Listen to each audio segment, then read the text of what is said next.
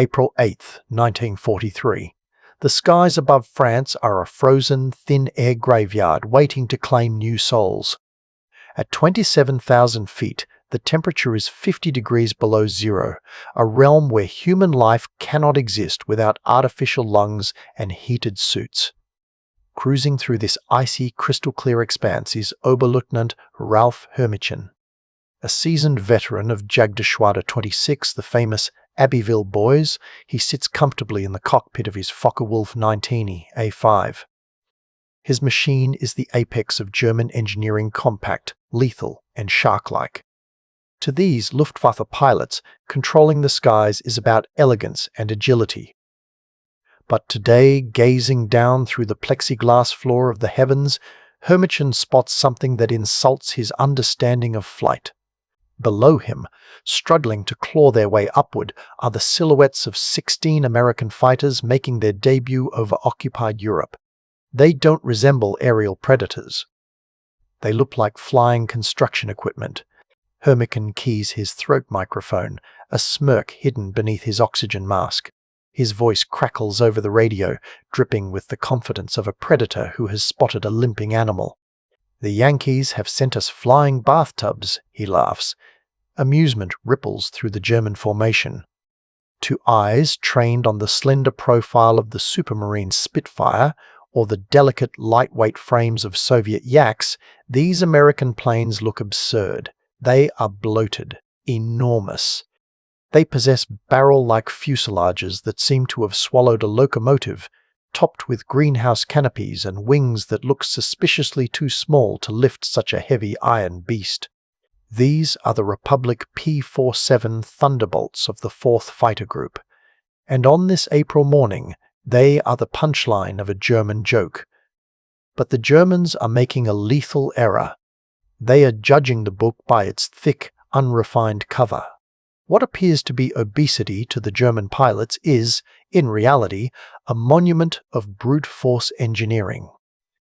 Those 16 bathtubs aren't sluggish because they are weak. They are fighting the air because they are hauling the most formidable piston engine ever mounted on a single-seat fighter. The Pratt & Whitney R2800 Double Wasp, an 18-cylinder radial monster, an air-cooled heart pumping out 2,000 horsepower. Buried inside that bulbous fuselage is a massive network of ductwork running the length of the plane, feeding a gargantuan turbo supercharger that allows this machine to breathe fire at altitudes where other engines suffocate. The German pilots, circling like wolves, see a target weighing 7 tons, double the mass of a Spitfire. They see a hippopotamus trying to dance. What they fail to realize is that they are witnessing the arrival of their executioner. They are staring at the weapon that will methodically dismantle the Luftwaffe, plane by plane, ace by ace. Within 18 months, the mockery on German radio channels will be replaced by frantic screams. The flying bathtub will evolve into the juggernaut. The mathematics of their destruction are already loaded into those thick, sturdy wings. 8.52 caliber Browning M2 machine guns. Not 2, not 4, 8. While German fighters depend on low-velocity cannons with scarce ammunition, the Thunderbolt brings a hailstorm of lead into the sky. 3,400 rounds. A combined rate of fire nearing 100 rounds every single second. It is enough kinetic energy to shred a Messerschmitt into debris in less than 2 heartbeats. It is a flying destroyer. But on this morning in April 1943, the Americans in these cockpits are not yet myths. They are rookies in an unproven machine, looking up at the deadliest aces in the world. The Germans have been at war since 1939. The Americans have been in combat for exactly 0 days. This is the story of how industrial logic crushed tactical brilliance. This is the story of how the P-47 Thunderbolt wiped the smirk off the face of the Luftwaffe. To comprehend why the Thunderbolt became such a beast, you must understand the panic that birthed it. June 1940. The German war machine had just rolled across France with terrifying velocity. The Luftwaffe seemed untouchable. In Washington, the U.S. Army Air Corps reviewed their inventory and faced a chilling reality. They were obsolete. Every fighter they owned was underpowered, outgunned, and useless in the high atmosphere. They needed a miracle. They sent a frantic request to Republic Aviation, "Build us an interceptor." It must fly higher than the Germans, it must fly faster than the Germans, and it must carry enough firepower to stop a bomber formation dead in the air. The job fell to Alexander Kartveli, Republic's chief designer, a Georgian-born genius who didn't believe in compromise. He analyzed the requirements and realized standard physics wouldn't suffice. To fight at 30,000 feet where the air is thin and engines starve, you needed a massive turbo supercharger. But the system was so bulky, so hot, and required so much plumbing that you couldn't simply fit it into a fighter. So, Kartveli did the unthinkable. He didn't design a plane that carried a turbocharger. He took a turbocharger and built a fuselage around it. The result was an engineering anomaly, the XP-47B prototype. When it was revealed on May 6, 1941, it stunned everyone. It was gargantuan. At 9,900 pounds empty, it was 65% heavier than its predecessor. It stood taller than the men who were meant to fly it. Kartveli, observing his own creation, famously told his team, "It will be a dinosaur. But it will be a dinosaur with good proportions." Test pilots circled it, kicking the tires, asking the same question. Does this Iron Mountain actually fly? It did fly, but in those early days, it often refused to land in one piece.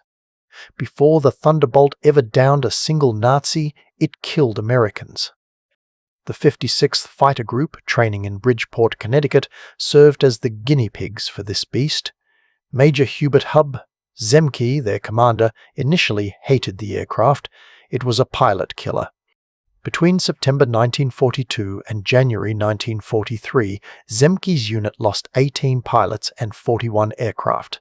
Not to the enemy, but to the plane itself. The P-47 was ruthless to the inexperienced. It would ground loop on landing if you weren't precise. The torque from that massive 13-foot propeller was so violent that if a pilot jammed the throttle too fast on takeoff, the plane would literally flip over and flatten the cockpit. And in the air? It dove with such hunger that pilots encountered a new, terrifying phenomenon: compressibility. As the plane neared the speed of sound in a dive, shock waves locked the wings. The controls froze solid. The stick became as immovable as a concrete pillar. Pilots would pull with all their might, screaming as the ground rushed up to meet them, unable to break the dive. The RAF begged the Americans to reconsider. They saw the casualty reports and suggested the U.S. Army switch to Spitfires. "It's too big," they said. "It's a flying coffin." But the men who survived the training, the men who learned to tame the dinosaur, discovered something incredible.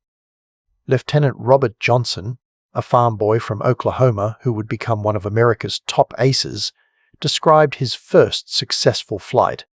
He said it wasn't like flying an airplane. It was like strapping yourself to a runaway freight train. The power was intoxicating. You didn't fly the P-47, you aimed it. Whatever it hit, it destroyed, and whatever hit it simply bounced off. The pilots of the 56th Fighter Group shipped out to England with a grim secret. They knew they were flying a monster. They just hoped the Germans would be as terrified of it as they had been during their first flights. The dinosaur was going to war. The initial months of combat in the spring of 1943 seemed to validate every German bias. It was a massacre of reputation.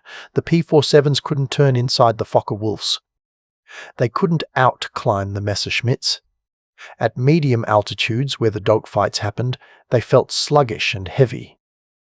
Luftwaffe pilots, veterans of the Eastern Front and the Battle of Britain, quickly dissected the American machine. They developed a simple, ruthless tactic: attack from below. Force the heavy thunderbolts into a turning fight. Watch them bleed off their energy, and then finish them. Joseph Pips, Priller, the ace commander of JG-26, sent a joyful report to Berlin. The new American fighter is easy meat. It flies like a truck, turns like a tram, and climbs like a pregnant cow. The Germans called them Indiana. Fat targets masquerading as warriors.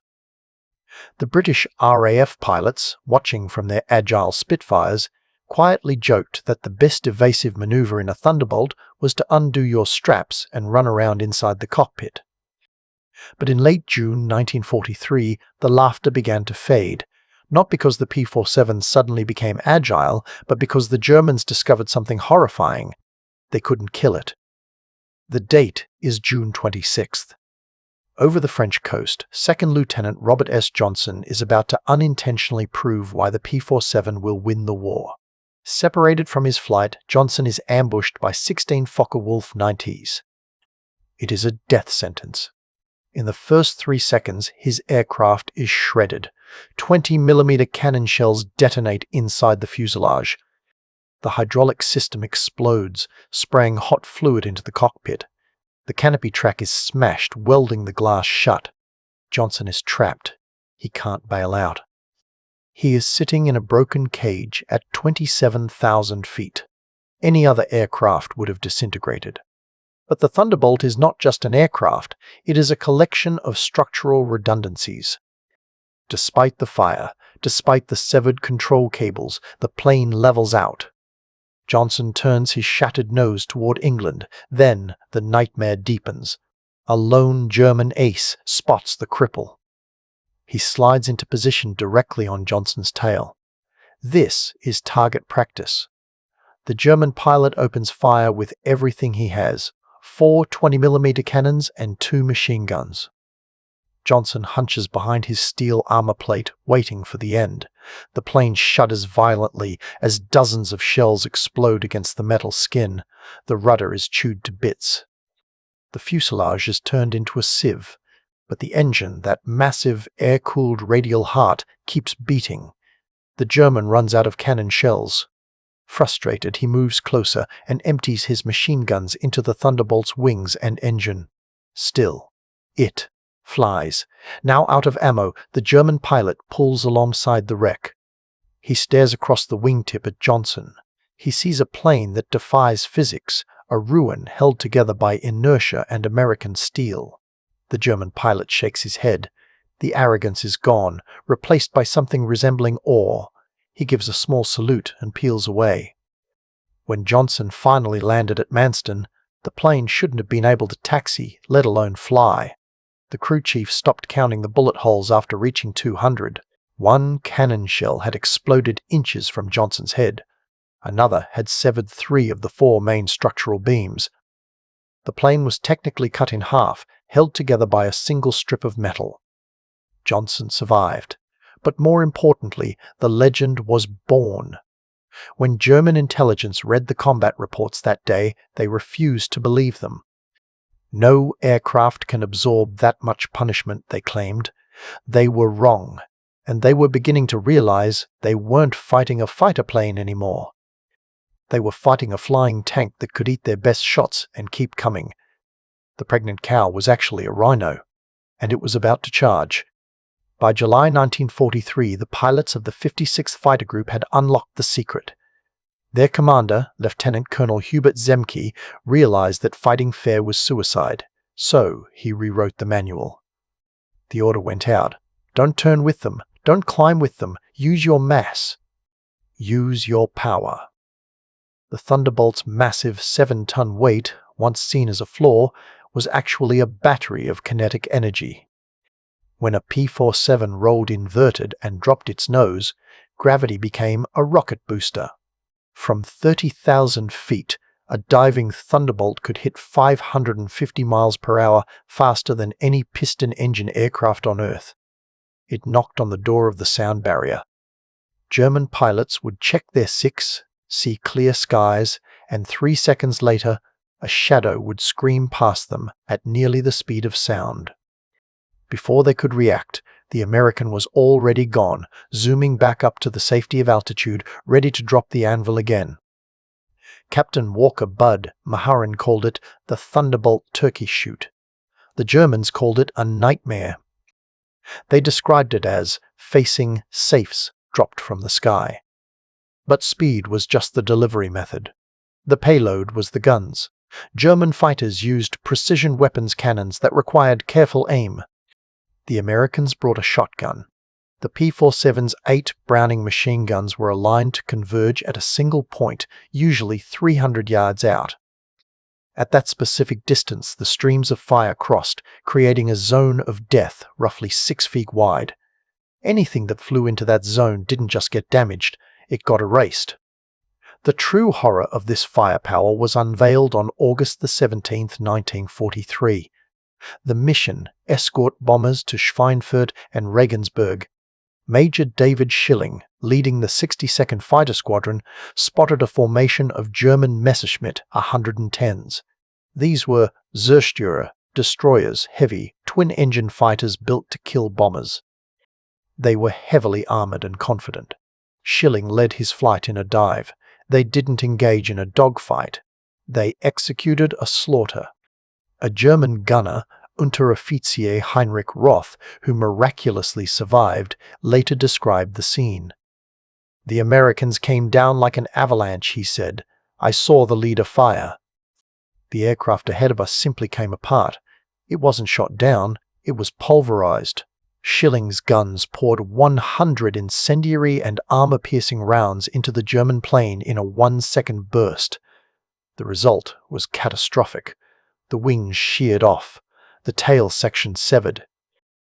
The crew compartment was shredded into what the pilots grimly called aluminum confetti. In less than 60 seconds, Schilling's flight destroyed 8 German heavy fighters. The German pilots had never experienced such concentrated violence. A single burst from a P-47 delivered more kinetic energy than a head-on collision with a truck. The flying bathtub had proven it could take a punch. Now, it had proven it could throw the hardest knockout in the sky. But the Luftwaffe had one advantage left: altitude. They believed that if they climbed high enough, the heavy American beasts would starve for air. They were about to be wrong again. By the autumn of 1943, the Luftwaffe clung to one remaining comfort.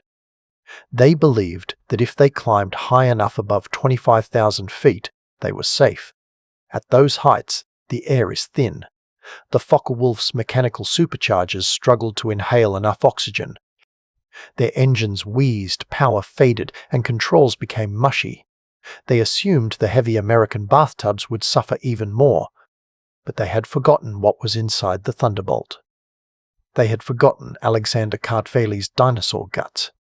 While German engines gasped for breath, the P-47's massive turbo supercharger gorged on the thin air. The higher the Thunderbolt climbed, the faster it became. At 30,000 feet, where the Focke-Wulfs were strangling, the P-47 was just clearing its throat. The realization came at a terrible price for Germany's elite. October 8, 1943. Oberstleutnant Hans Philipp, commander of Juggernaut 1, is a legend. He has 206 confirmed kills. He is untouchable. Flying over Bremen at 28,000 feet, Philipp feels his aircraft growing sluggish.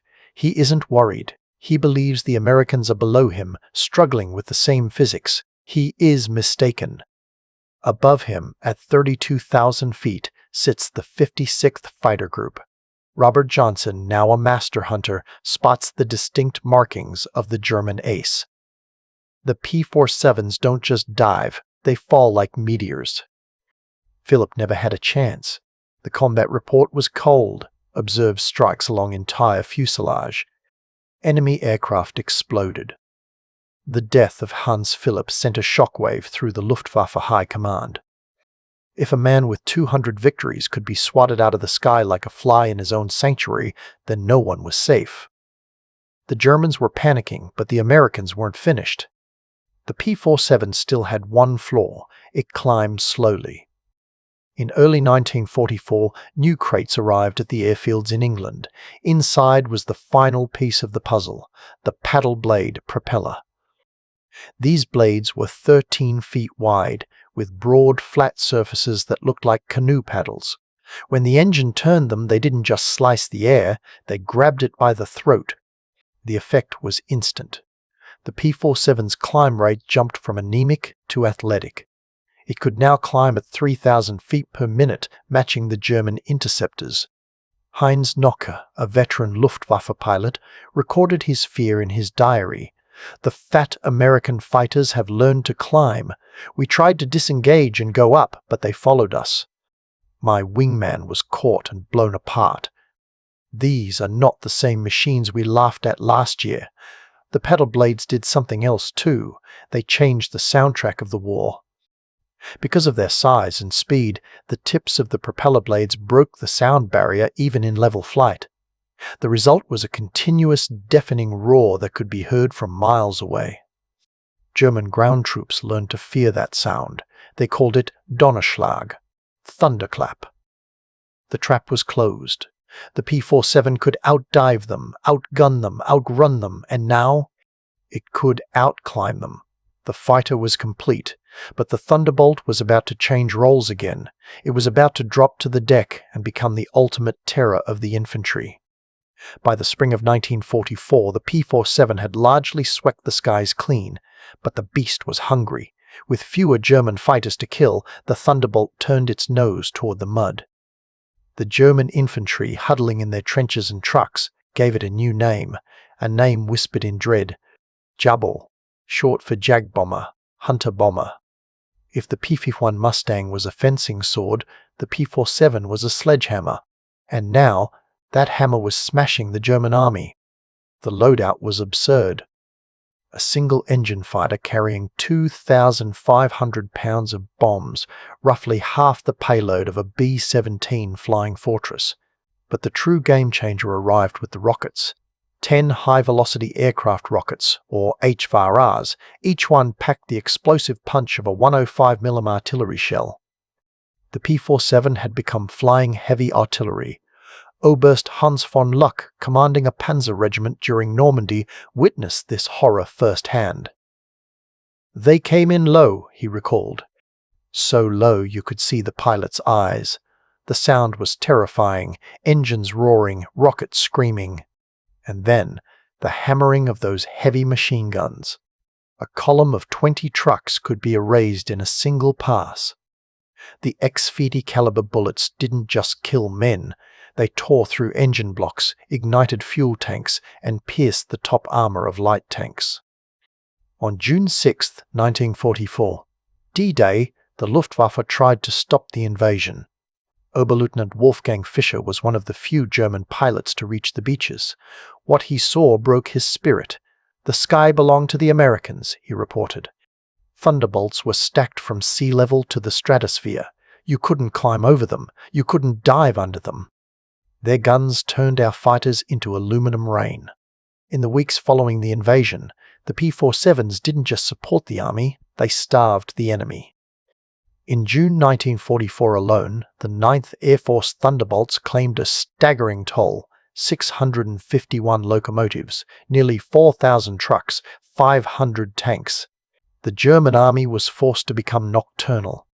By day, the roads of France were desolate, watched over by the unblinking eyes of the Jabos. If a German soldier lit a match, a P-47 would dive on the flame.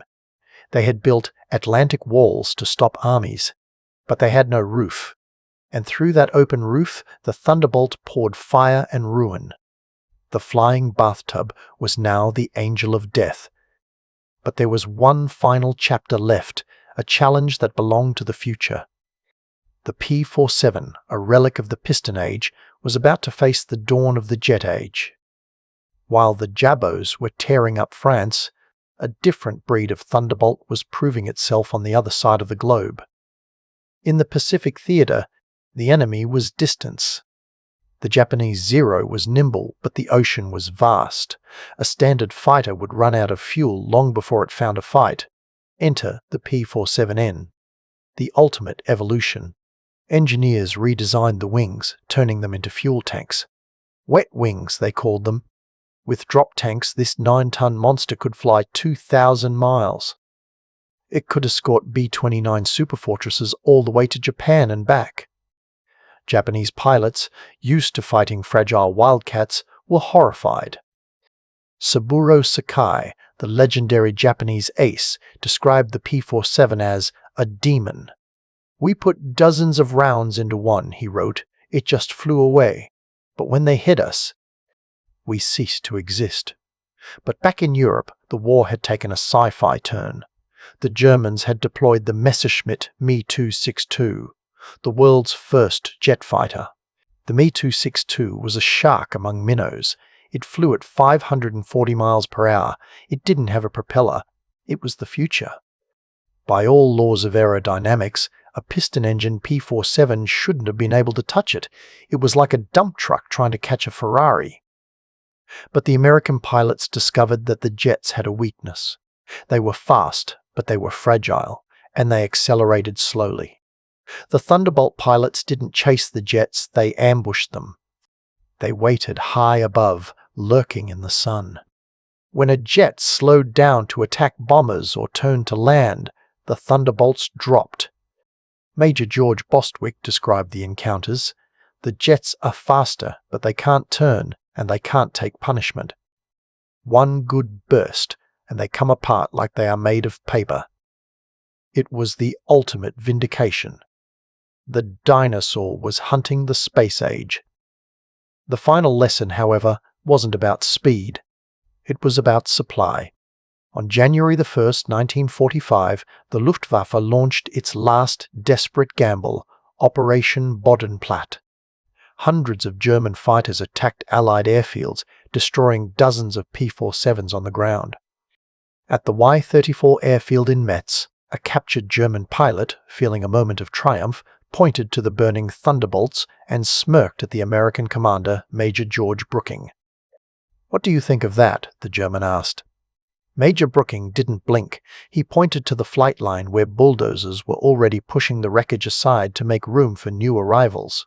"Take a good look," Brooking said. "By tomorrow morning I'll have 40 brand new ones sitting there.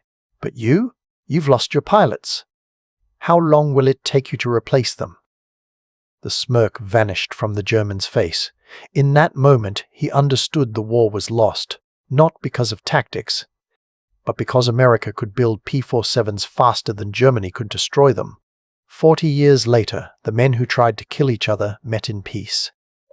At a reunion of fighter pilots in 1985, Adolf Galland, the legendary general of the Luftwaffe fighters, was asked about the P-47.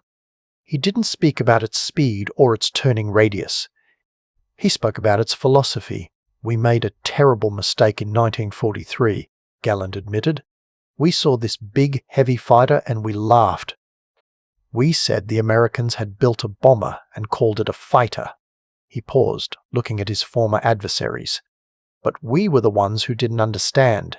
You didn't build a European fighter. You built an American one. You understood that in a war of attrition, the plane that could take punishment and deliver mass destruction would win. And you were right." The P-47 Thunderbolt was the perfect embodiment of American industrial logic. It was brute force engineering. Every component was overbuilt. The wing spars could support 3 times the aircraft's weight. The ammunition feed motors were electric to prevent jamming. The cockpit was roomy and comfortable, designed for long hours of killing. While Germany built delicate high-performance thoroughbreds like the Messerschmitt, America built a Clydesdale warhorse, a beast that could kick down a barn door. The numbers tell the story of inevitable defeat. By the end of the war, P-47s had fired 135 million rounds of ammunition. They had dropped 120,000 tons of bombs. They had destroyed 86,000 railway cars, 9,000 locomotives, and 6,000 armored vehicles. They flew 500,000 sorties. And for every Thunderbolt shot down, the American factories built 2 more to replace it. But the real legacy isn't in the math, it's in the memory. Many German veterans, decades after the war, confessed that they could still hear it in their nightmares. Not the roar of the engine, but the sound of the guns. They called it Roosevelt's piano. because when those 8 heavy machine guns played their song, the music was a solid wall of lead that nothing could survive. At the museum in Dayton, Ohio, there is a small placard below a display of 5-caliber shells. It contains a quote from an interrogation of a captured German pilot in 1945. It reads, "We laughed when we first saw them. Fat, ugly things. We thought they couldn't turn, couldn't climb, couldn't fight. We stopped laughing when we realized they didn't need to turn or climb. They just pointed those guns at you and you ceased to exist." The P-47 Thunderbolt entered the war as a joke. It ended the war as the most feared aircraft in the Luftwaffe's history. The laughter died with their comrades. The thunder had roared, and the sky belonged to America.